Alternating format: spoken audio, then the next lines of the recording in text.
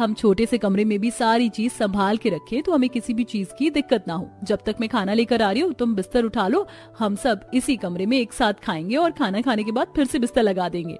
इस तरह नेहा अपने ससुराल में अच्छे से एडजस्ट हो जाती है। तो वहीं बीते समय के साथ पूजा के लिए मुसीबत खड़ी होने लगती है। पूजा, तुमसे एक काम नहीं होता? मैंने तुम्हें कितनी बार बोला है कि मेरी ऑफिस की चीज संभाल के रखो। मैंने तुम्हें कहा था मेरी फाइल संभाल के रखना, और अब तुम कह रही हो कि तुम्हें याद नहीं। तुमने किस कमरे में रखी है फाइल? अभी ढूंढ कर दो, अगर फाइल नहीं मिली तो देख लेना। अब मैं किस कमरे में ढूंढूं, मुझे तो याद ही नहीं आ रहा है। ये चिल्लाएं इससे पहले मैं सभी कमरे में जाकर फाइल देखती हूँ। पूजा सारा काम छोड़कर एक एक करके सभी कमरे में जाती है और सभी कमरों की अलमीरा को खोलकर फाइल देखती है और बड़ी मुश्किल से उसे फाइल मिलती है। अब समय यूं ही बीतता है और एक दिन, अरे बहू कहाँ रह गई, जल्दी से खाना लेकर आ जा, दोपहर के 2 बज चुके हैं, आज खाना मिलेगा या नहीं? और भाभी मेरे कमरे से मेरी बुक्स भी ले आना, मैं अपने कमरे में ही आज पढ़ाई करूंगी और खाना भी खाऊंगी।